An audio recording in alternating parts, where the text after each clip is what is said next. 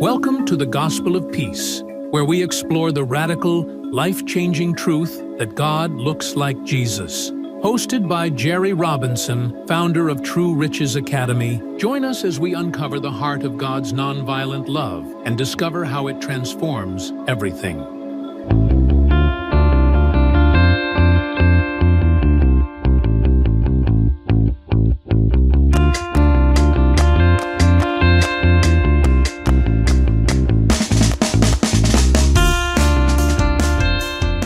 All right, welcome friends to the Gospel of Peace podcast. I'm Jerry Robinson, and I'm so excited that you're joining me today because this is our very first episode of this brand new podcast series we are calling the Gospel of Peace. And I can't think of any better way to kick off this very first podcast than with a message that has the power to change how we see everything, especially how we see God and each other. You know, if you've spent any time wondering about who God really is, you're not alone. That's one of the biggest questions that humanity has wrestled with since, well, forever, right? Is God angry? Is God distant? Is he just waiting to catch us in a mistake so that he can punish us? Or could it be that we've misunderstood God all along? So today we're going to be exploring a simple but profound truth that I find to be somewhat provocative based upon the responses that we have seen. Most people who have read our articles about this topic have been very interested and very much welcoming. But we have had a few different kind of responses where people have pushed back. And that truth, that simple but profound truth that I'm talking about, is that God looks like Jesus. Now, I know that might sound obvious, but it's a message that's easy to overlook. If we want to know what God is like, we don't have to guess. We don't have to make assumptions. We don't have to look to ancient gods like Zeus or Jupiter, or imagine some distant, unfeeling being. We can look directly at Jesus. His life, his actions, his love, these all reflect the heart of God.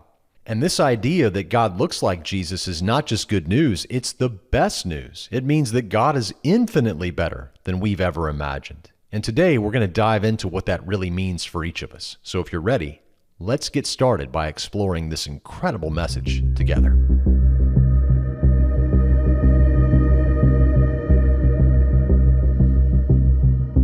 You know, one of the most fascinating questions we've asked since the dawn of humanity is, what is God really like? It's a question that's led people in every culture and every time to imagine who God might be. And more often than not, people end up creating gods in their own image. Gods who mirrored the fears and the insecurities and even the anger that we as humans carry around with us. Think about it for a minute. Throughout history, we see these gods who in many ways reflect our own human flaws. Take Zeus, for example. Here's a god who was known to be vengeful, unpredictable, constantly needing appeasement. Or Amun-Ra in Egyptian mythology, or Marduk in ancient Babylonian stories. These gods demanded loyalty and obedience, but they were also quick to punish and instill fear. People didn't just worship these gods, they lived in utter fear of them, always worried that they might say or do the wrong thing and be struck down as a result due to superstition. But what was happening here? Well, I think humanity was projecting its own fears onto these gods of their own making. When we're afraid or when we're angry, we tend to assume that God must feel the same way. We think, well, if I could react with vengeance or punishment, then God must be the same, right? And so generation after generation, people created gods in their own image who were vengeful and demanding and in constant need of appeasement. People felt like they had to sacrifice and perform rituals and do whatever it took, but then something amazing happened. Christianity came along and brought a radical new message. It says, no, God is not like Zeus. God is not like Marduk. God doesn't look like these angry, vengeful beings who need constant appeasement. In fact, if you want to know what God looks like, just look at Jesus. And that's the game changer. Christianity reveals that God looks like Jesus. And this isn't a God who's distant. He's not unpredictable. This is a God who is close, compassionate, and infinitely good. Jesus didn't come to reflect the wrath and fear that humans so often feel. He came to show us a God who is entirely different from what humanity had imagined. It is a very profound shift in our thinking. Instead of seeing God as someone we need to keep happy to avoid punishment, we see a God who loves us so deeply that he actually wants to be near us, to guide us, and to heal us. We see a God who is not looking for an excuse to punish, but who is ready to forgive and embrace and restore. So when we look at Jesus, we see a God who's not sitting on a throne holding a lightning bolt just waiting for us to mess up. Instead, we see a God who walks among us, who feeds the hungry, heals the sick, and forgives the sinner. We see a God who is not driven by vengeance or wrath, but by love and compassion. That's the radical message of Christianity. God looks like Jesus. And this changes everything. It shifts how we relate to God. It shifts how we see each other. And it also changes how we see ourselves. No longer is God some distant figure who's hard to please and quick to anger. He is a God who looks like Jesus, a God who is good, who is merciful, and who wants to be close to each one of us. So now, here's where it really all comes together. Jesus didn't come to just be a good moral teacher or to give us a new set of rules to follow. Think about it. There have been plenty of moral teachers throughout history, people who have showed us how to live better lives, how to be kinder, how to be more generous. But Jesus, he came to do something far more profound. He came to reveal the very heart of God to us, and he came to show us what God is truly like. But there's a moment in the Gospels where Jesus says something that's so simple but so powerful. In Matthew 19:17, he says to the rich young ruler, "There is only one who is good." Now, he was talking about his Father in heaven. Jesus is essentially saying, look, if you want to know what goodness is, look to God. He is the ultimate source of all that is good. I want you to notice that Jesus wasn't saying that God has some goodness. He was saying that God is goodness itself, pure, untainted, and uncompromised. We see this same message all throughout the New Testament. In fact, we have in 1 John 1:5, a powerful statement where the Apostle John gives us another glimpse into God's nature when he writes that God is light and in him there is no darkness at all. No darkness, no hidden anger, no malice, just light, just pure, radiant goodness. There is no corner of his heart that harbors vengeance or bitterness. In God there is only light, there is only love. But let's be honest. This can be hard to wrap our minds around, especially if we've grown up thinking of God as a being who is angry or vengeful, someone that we have to constantly appease or impress. And here's where Jesus really challenges these old ideas, because if we believe as Christians that Jesus is God, then what we're saying is that God looks like Jesus. Just like when someone in ancient times believed that Zeus was God, well, what were they saying? They were saying essentially that God looks like Zeus. That's all you can infer from it. With all of his flaws and all of his anger and all of his unpredictability, the ancients believed that God looked like Zeus, or Zeus was God, or Jupiter was God, and therefore God looked like Jupiter. But in the case of Jesus, we see Jesus showing us a God that is completely different from that. We see that when we look at Jesus, if you ask a Christian today, is Jesus God? They will say yes. I mean, that's technically what the Christian belief is that Jesus is God. That's what really separates Christianity from other religions. Islam doesn't believe that God looks like Jesus. They don't believe that Jesus is God. The Jews certainly don't believe that God looks like Jesus, and they don't believe that Jesus is God. But Christians believe that Jesus is God. And therefore, what that means is that they are saying that God looks like Jesus, just as the ancients who said Zeus is God believed that God looked like Zeus. Now, let's talk real briefly about something that can be a stumbling block for a lot of people, and that's the wrath of God. I think for many of us, the word wrath brings up images of angry outbursts, somebody losing control, lashing out. But the truth is, God's wrath is not like our human wrath, human anger. It's often fueled by ego or wounded pride or the need to get even with someone. When we're hurt, our anger tends to flare up because our egos have been bruised or we feel like we've been disrespected. But God's anger, it's on a completely different level. God's wrath isn't driven by hurt feelings or a desire for revenge. The scripture tells us that human anger does not work the righteousness of God. That's because his ways are higher than our ways. His thoughts are higher than our thoughts. So the wrath of God is not driven by his hurt ego or his desire for vengeance. Instead, God's wrath is his love in action. It's his relentless commitment to justice, his unwavering desire to heal and restore. You see, when God sees evil, when he sees something that is harming his beloved creation, his response isn't to sit back passively. His wrath is his way of opposing that evil, not out of vengeance, but out of a deep and abiding love for what is good and right. In other words, God's wrath is restorative, not destructive. He does not come to kill, steal, and destroy. We would have to say that is the thief that Jesus reveals in the New Testament. God does not come to kill, steal, or destroy. His wrath is not destructive. It is restorative. It's not about getting even. It's not about making somebody pay. It's about setting things right. It's a nonviolent response to evil that's aimed at healing and reconciliation, not at punishment, for punishment's sake. And when we look at Jesus, we see this in action. Jesus confronted evil head on, but he didn't do it by lashing out or seeking revenge. Jesus did violence to no one because love does no harm to its neighbor. Instead, he absorbed the violence of the world on the cross and responded to that with forgiveness, love, and mercy. So when we say that God looks like Jesus, what we're saying is that God's heart is revealed in the life of Jesus. Everything Jesus did, healing the sick, forgiving sinners, reaching out to those that society had cast aside, shows us exactly who God is. God is not hiding in the shadows, waiting to catch us in our failures. He's out in the open, reaching out to us with compassion, mercy, and a deep desire to bring us into wholeness. When Christ was on the cross, many might say, "Where was God?" The truth is that God was in Christ, reconciling the world unto himself. I love what Karl Barth once said, one of the greatest theologians of the 20th century, when he said that there is no God standing behind the back of Jesus waiting to pop out. What you see is what you get. Jesus is the perfect expression of God. He is the full, complete revelation of God. And let me be clear, God's justice is real. His commitment to what is right and true is unwavering, but his justice is always bound up in his love. There are not two competing parts of his character. They are one and the same. God's justice flows out of his love, just as Jesus' actions flowed from his heart of compassion. The Bible doesn't say that God is justice. It says that God is love. Therefore, his justice is rooted in love. And this is where things get really beautiful, friends.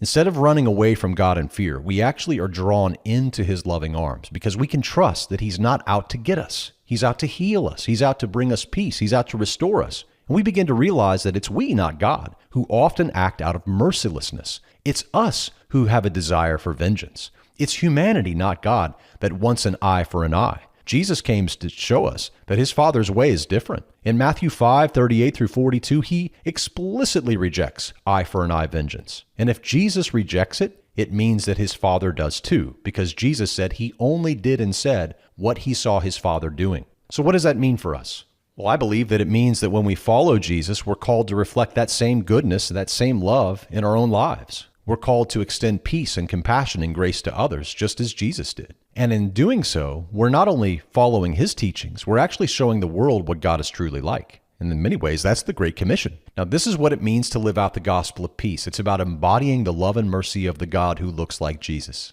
It's about challenging the ways that we've misunderstood God and letting go of those old images of an angry, vengeful deity, and instead embracing the truth that God is infinitely good. It's understanding that God truly looks like Jesus, which is the best news we could ever hope for.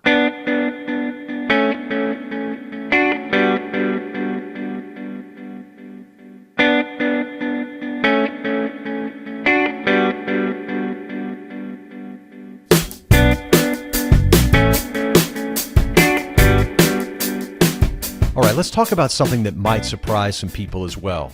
God's heart of nonviolence and self-giving love.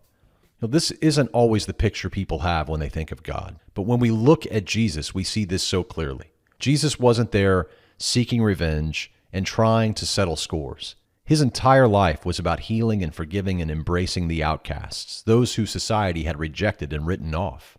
Jesus didn't come to condemn or to strike down those who had gone astray. He came to offer mercy and to extend a hand to the broken, to heal wounds, both physical and spiritual wounds. In Jesus, we see a God who is nonviolent at his core, a God whose love is so profound that he willingly gave of himself. There is no darkness in him, no desire for destruction or revenge, just pure unrelenting mercy. And this stands in contrast to the eye for an eye mentality that so many people have embraced. You know, eye for an eye might make sense in a human courtroom, but Jesus came to show us that God's courtroom operates very differently. Jesus outright rejected eye for an eye vengeance.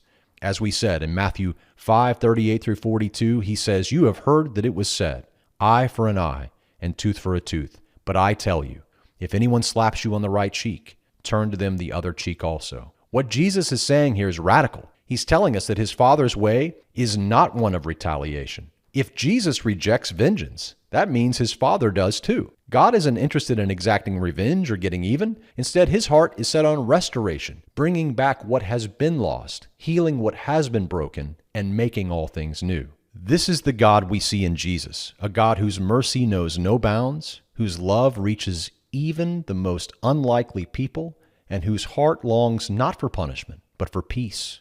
And that, my friends, is something worth celebrating.